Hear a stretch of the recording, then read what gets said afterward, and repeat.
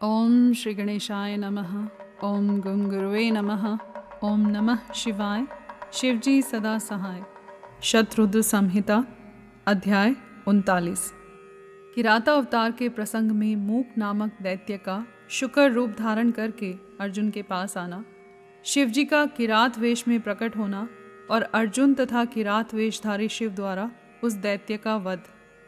नंदीश्वर जी कहते हैं, मुने, तदंतर अर्जुन व्यास जी के उपदेशानुसार विधि पूर्वक स्नान तथा न्यास आदि करके परम भक्ति के साथ शिव जी का ध्यान करने लगे।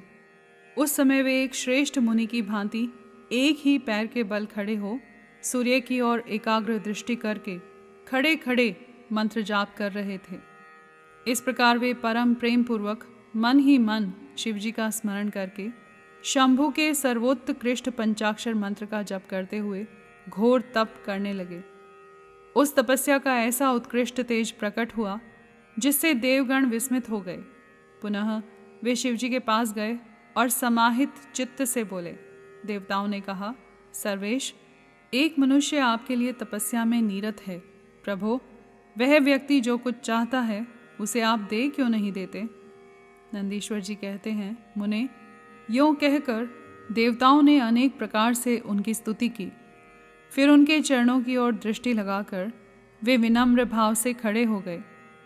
तब उदार बुद्धि एवं प्रसन्नात्मा महाप्रभु शिवजी उस वचन को सुनकर ठठाकर हंस पड़े और देवताओं से इस प्रकार बोले। शिवजी ने कहा, देवताओं, अब तुम लोग अपने स्थान को लौट जाओ। मैं सब तरह से तुम लोगों का कार्य संपन्न करूँगा। यह बिल्कुल सत्य है, इसमें संदेह की गुंजाइश नहीं है। नंदीश्वर जी कहते हैं, मुने, शंभु के उस वचन को सुनकर देवताओं को पूर्णतया निश्चय हो गया। तब वे सब अपने स्थान को लौट गए। इसी समय मूक नामक दैत्य शुकर का रूप धारण करके वहां आया।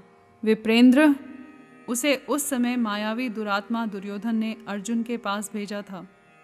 वह जहां अर्जुन स्थित थे उसी मार्ग से अत्यंत वेग पूर्वक पर्वत शिखरों को उखाड़ता, वृक्षों को छिन्न भिन्न करता तथा अनेक प्रकार के शब्द करता हुआ आया। तब अर्जुन की भी दृष्टि उस मूक नामक असुर पर पड़ी। वे शिवजी के पाद पद्मों का स्मरण करके यूं विचार करने लगे। अर्जुन ने मन ही मन कहा, यह कौन है और कहाँ से आ रहा है? यह तो क्रूर कर्मा दिखाई पड़ रहा है। निश्चय ही यह मेरा अनिष्ट करने के लिए आ रहा है।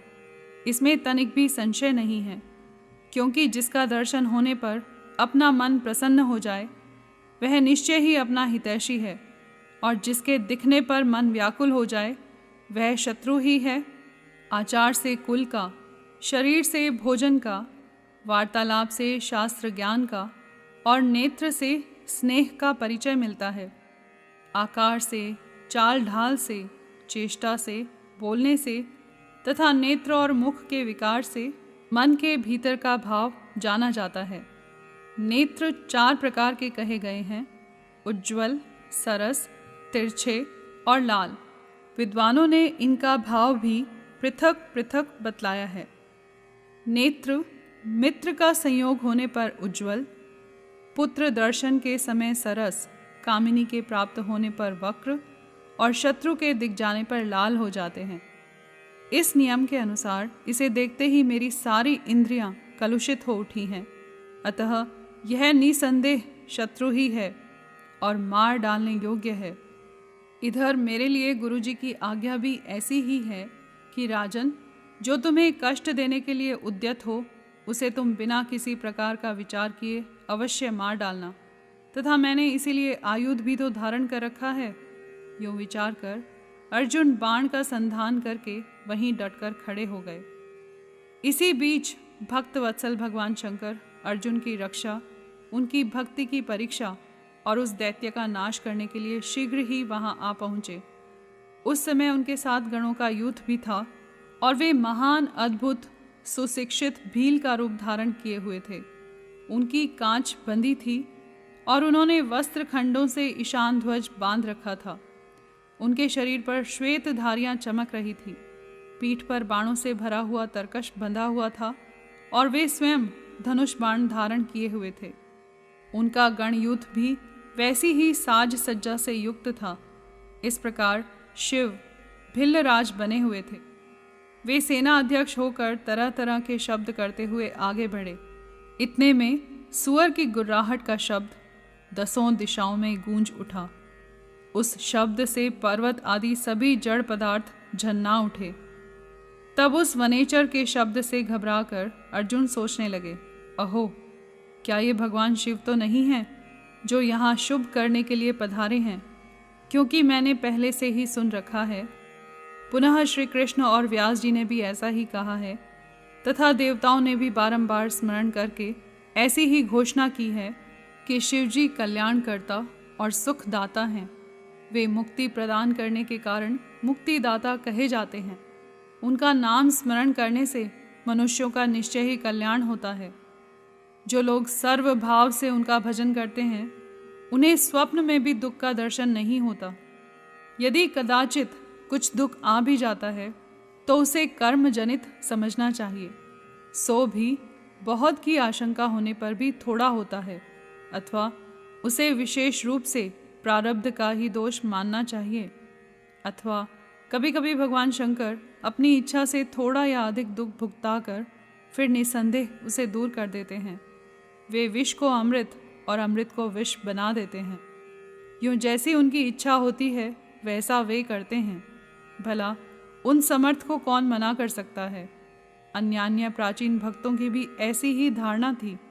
अतः भावी भक्तों को सदा इसी विचार पर अपने मन को स्थिर रखना चाहिए। लक्ष्मी रहे अथवा चली जाए, मृत्यु आंखों के सामने ही क्यों न उपस्थित हो जाए, लोग निंदा करें अथवा प्रशंसा, परंतु शिव भक्ति से दुखों का विनाश होता ही है। शंकर अपने भक्तों को, चाहे वे पापी हों या पुण्यात्मा, सदा सुख देते हैं। यदि कभी वे परीक्षा के लिए भक्त को कष्ट में डाल देते हैं तो अंत में दयालु स्वभाव होने के कारण वे ही उसके सुखदाता भी होते हैं। फिर तो वह भक्त उसी प्रकार निर्मल हो जाता है जैसे आग में तपाया हुआ सोना शुद्ध हो जाता है। इसी तरह की बातें मैंने पहले भी मुनियों के मुख से सुन रखी हैं। अतः मैं शिव जी का भजन करके उसी में उत्तम सुख प्राप्त करूँगा। अर्जुन यो विचार कर ही रहे थे, तब तक बाण का लक्ष्य भूत वह सुअर वहाँ आ पहुँचा। उधर शिवजी भी उस सुअर के पीछे लगे हुए दिख पड़े। उस समय उन दोनों के मध्य में वह शुकर अद्भुत शिखर सा दिख रहा था। उसकी बड़ी महिमा भी कही गई है। तब भक्त वत्सल भगवान शंकर अर्जुन की रक्षा के लिए बड़े वेग से आगे बढ़े। इसी समय उन दोनों ने उस शुकर पर बाण चलाया। शिवजी के बाण का लक्ष्य उसका पुच्छ भाग था और अर्जुन ने उसके मुख को अपना निशाना बनाया था। शिवजी का बाण उसके पुच्छ भाग से प्रवेश करके मुख के रास्ते निकल गया और शीघ्र ही भूमि में विलीन हो गया, तथा अर्जुन का बाण उसके पिछले भाग से निकलकर बगल में ही गिर पड़ा। तब वह शुकर रूपधारी दैत्य उसी क्षण मरकर भूतल पर गिर पड़ा। उस समय देवताओं को महान हर्ष प्राप्त हुआ। उन्होंने पहले तो जय जयकार करते हुए पुष्पों की वृष्टि की, फिर वे बारंबार नमस्कार करके स्तुति करने लगे। उस समय उन दोनों ने दैत्य के उस क्रूर रूप की ओर दृष्टिपात किया। उसे देखकर शिवजी का मन संतुष्ट हो गया और अर्जुन को महान सुख प्राप्त हुआ। तत्पश्चात अर्जुन मन ही मन विशेष रूप से सुख का अनुभव करते हुए कहने लगे, अहो, यह श्रेष्ठ दैत्य परम अद्भुत रूप धारण करके मुझे मारने के लिए ही आया था, परंतु शिवजी ने ही मेरी रक्षा की है। निसंदेह उन परमेश्वर ने ही आज इसे मारने के लिए मेरी बुद्धि को प्रेरित किया है। ऐसा विचार कर अर्जुन ने शिव नाम संकीर्तन किया और फिर बारंबार उनके चरणों में प्रणाम करके उनकी स्तुति की। यहाँ पर अध्याय 39 संपूर्ण हुआ। कर्पूर गौरम करुणावतारम संसार सारम भुजगेंद्रहारम सदा वसंतम हृदयारविंदे भवम भवानी सहितं नमामि।